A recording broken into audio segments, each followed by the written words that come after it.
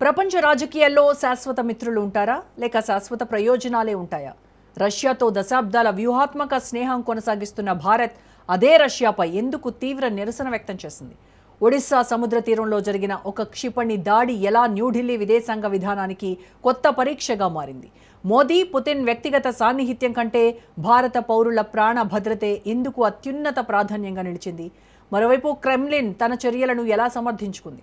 నల్ల సముద్రంలో జరిగిన ఈ ఘటన ప్రపంచ వాణిజ్యం, సముద్ర భద్రత, అంతర్జాతీయ దౌత్య సమీకరణాలను ఎలా ప్రభావితం చేయబోతోంది? ఇప్పుడు చూద్దాం.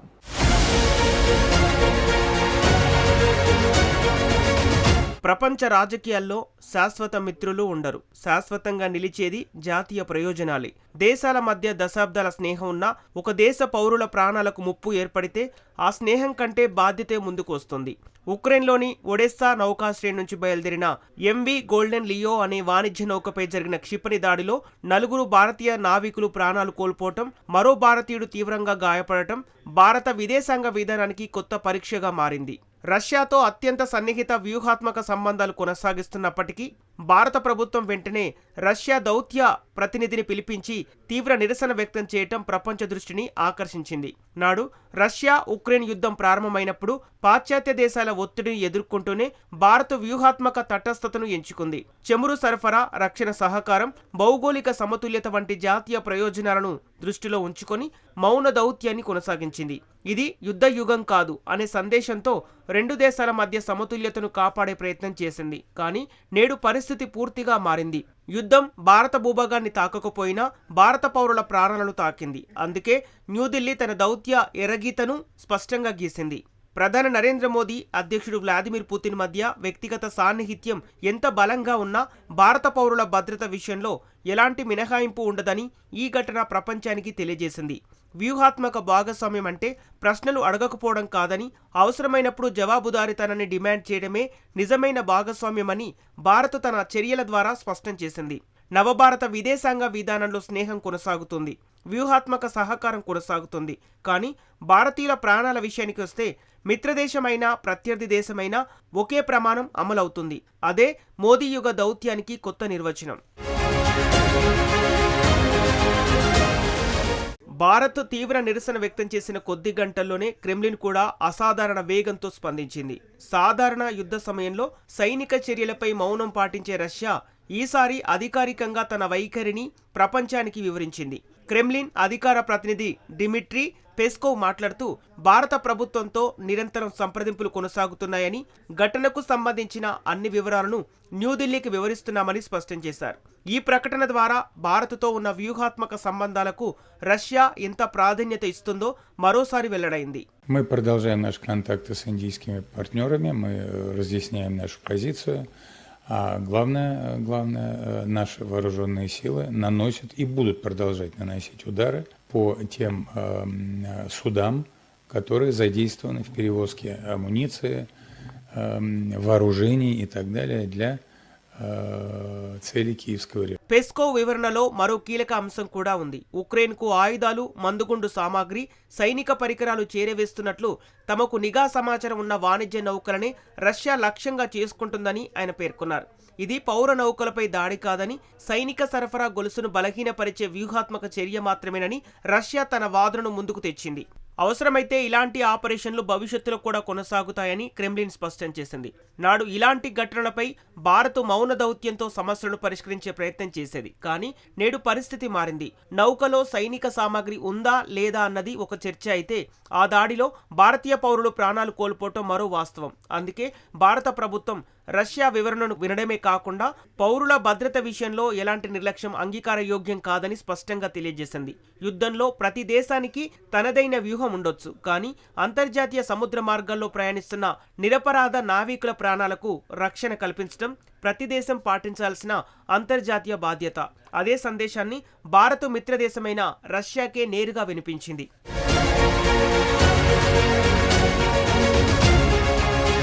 ఒడెస్సా నౌకాశ్రయంపై జరిగిన దాడిని కేవలం రష్యా ఉక్రెయిన్ యుద్ధంలో మరో ఘట్టంగా మాత్రమే చూస్తే అసలు చిత్రమే కనిపించదు. నల్ల సముద్రం అనేది ప్రపంచ ఆహార భద్రత, ఇంధన రవాణా, అంతర్జాతీయ వాణిజ్యానికి అత్యంత కీలకమైన సముద్ర మార్గం. ఇక్కడ జరిగే ప్రతి సైనిక చర్య ప్రపంచ సరఫరా గొలుసుపై ప్రత్యక్ష ప్రభావం చూపుతోంది.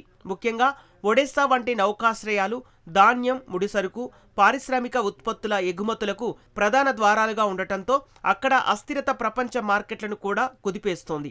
నాడు భారత్ ఈ యుద్ధాన్ని ప్రధానంగా ఇంధన భద్రత, ఎరువుల దిగుమతులు, చమురు ధరల కోణంలో పరిశీలించింది. రష్యాతో వ్యూహాత్మక సంబంధాలను కొనసాగిస్తూనే ప్రపంచ దక్షిణ దేశాల ప్రయోజనాలను సమతుల్యం చేసే దౌత్యాన్ని అనుసరించింది. కానీ నేడు సమీకరణం మారింది. భారతీయ నావికులు ప్రాణాలు కోల్పోవటం, వాణిజ్య నౌకల భద్రతపై ప్రశ్నలు తలెత్తటం, సముద్ర రవాణా బీమా వ్యయాలు పెరిగే అవకాశాలు కనిపించడం వల్ల ఈ సంక్షోభం నేరుగా భారత ప్రయోజనాలను తాకింది. ప్రపంచ మర్చెంట్ నేవీలో గణనీయమైన సంఖ్యలో భారతీయులు సేవలందిస్తున్న నేపథ్యంలో సముద్ర మార్గాల భద్రత ఇప్పుడు భారత విదేశాంగ వ్యూహంలో కీలక అంశంగా మారుతోంది. ఈ నేపథ్యంలో భారత్ మరో స్పష్టమైన సందేశాన్ని ప్రపంచానికి ఇచ్చింది. యుద్ధాలు భూభాగాల్లో జరగవచ్చు, కానీ అంతర్జాతీయ సముద్ర మార్గాలను యుద్ధరంగాలుగా మార్చకూడదు. స్వేచ్ఛాయుత నౌకాయనం, పౌరుల నౌకల భద్రత, అంతర్జాతీయ సముద్ర చట్టాల పరిరక్షణ అన్నవి ప్రపంచ ఆర్థిక వ్యవస్థకు పునాదులు. వాటికి ముప్పు ఏర్పడితే దాని ప్రభావం ఒక్క దేశానికే పరిమితం కాదు. నల్ల సముద్రంలో పేలిన ఒక క్షిపణి కేవలం ఒక నౌకను మాత్రమే తాకలేదు. ప్రపంచ వాణిజ్యం, సరఫరా గొలుసు, సముద్ర భద్రత, భారత వ్యూహాత్మక ప్రయోజనాలపై కూడా తీవ్రమైన ప్రశ్నలను లేవనెత్తింది. ప్రపంచ వేదికపై ఒక దేశభక్తిని కేవలం దాని సైనిక సామర్థ్యంతోనే కొలవరు. తన పౌరుల ప్రాణాలను ఎంత విలువగా చూస్తుందనే అంశంతో కూడా అంచనా వేస్తారు. ఒడెస్సా ఘటన తర్వాత భారత్ తీసుకున్న దౌత్యపరమైన నిర్ణయం అదే విషయాన్ని ప్రపంచానికి మరోసారి గుర్తు చేసింది. ఒకవైపు రష్యాతో దశాబ్దాలుగా కొనసాగుతున్న వ్యూహాత్మక భాగస్వామ్యం, మరోవైపు భారతీయుల ప్రాణభద్రత. ఈ రెండింటి మధ్య ఎలాంటి సందిగ్ధత లేకుండా జాతీయ ప్రయోజనాలకే తొలి ప్రాధాన్యం ఇవ్వటం ద్వారా న్యూఢిల్లీ తన కొత్త విదేశాంగ దిశను స్పష్టంగా చూపించింది. నాడు బహుళ ధ్రువ ప్రపంచంలో సమతుల్యతను కాపాడుకోవడమే భారత ప్రధాన దౌత్య వ్యూహం. వివాదాస్పద అంశాలపై బహిరంగ విమర్శల కంటే తెరవెనుక చర్చల ద్వారానే పరిష్కారాలను అన్వేషించేది. అందుకే రష్యా ఉక్రెయిన్ యుద్ధం ప్రారంభమైనప్పటి నుంచి భారత్ ఏ పక్షాన నిలవకుండా రెండు దేశాలతోనూ సంబంధాలను సమతుల్యం చేస్తూ వచ్చింది. కానీ నేడు పరిస్థితులు మారాయి. యుద్ధం వల్ల భారత పౌరులు ప్రాణాలు కోల్పోయిన తర్వాత మౌనం ఇక దౌత్య వ్యూహం కాదని భారత్ స్పష్టం చేసింది. స్నేహపూర్వక సంబంధాలు కొనసాగుతూనే జవాబుదారీతనాన్ని కోరడం కూడా పరిపక్వ దౌత్యంలో భాగమేనని తన చర్యల ద్వారా నిరూపించింది. ఈ ఘటన మరో కీలకమైన సందేశాన్ని కూడా ఇచ్చింది. వ్యూహాత్మక స్వయం ప్రతిపత్తి అంటే ఎవరి ఒత్తిడికి తలవంచకపోవటం మాత్రమే కాదు, అవసరమైనప్పుడు అత్యంత సన్నిహిత మిత్ర దేశాన్నైనా ప్రశ్నించే ధైర్యం కలిగి ఉండటం కూడా. అందుకే భారత్ తన నిరసనను నమోదు చేస్తూనే రష్యాతో దౌత్య సంభాషణను కొనసాగించింది.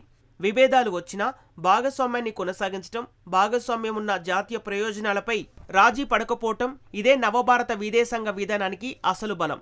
ఎంవి గోల్డెన్ లియో ఘటన కేవలం ఒక సముద్ర దుర్ఘటన కాదు, ప్రపంచానికి భారత్ పంపిన ఒక స్పష్టమైన దౌత్య సందేశం. మిత్రత్వం శాశ్వతం కావచ్చు, కానీ భారత పౌరుల ప్రాణాలు, జాతీయ సార్వభౌమాధికారం, అంతర్జాతీయ చట్టాల పరిరక్షణ విషయంలో రాజీ అనేది ఉండదని మోదీ ప్రభుత్వం మరోసారి స్పష్టంగా చాటి చెప్పింది.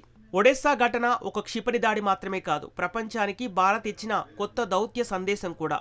వ్యూహాత్మక భాగస్వామ్యం కొనసాగవచ్చు, ఆర్థిక సహకారం బలపడవచ్చు, రక్షణ సంబంధాలు మరింత విస్తరించవచ్చు, కానీ భారత పౌరుల ప్రాణభద్రత, అంతర్జాతీయ సముద్ర చట్టాల పరిరక్షణ, స్వేచ్ఛాయుత నౌకాయనం విషయంలో ఎలాంటి రాజీ ఉండదని న్యూఢిల్లీ స్పష్టం చేసింది. ఇదే మన దౌత్యం నుంచి బాధ్యతాయుత గ్లోబల్ శక్తిగా ఎదుగుతున్న నవభారత విదేశాంగ విధానానికి కొత్త నిర్వచనం. మిత్రత్వాన్ని కాపాడుకుంటూనే జవాబుదారీతనాన్ని డిమాండ్ చేయటం, అదే నేటి భారత ప్రపంచానికి చూపిస్తున్న అసలైన వ్యూహాత్మక నాయకత్వం.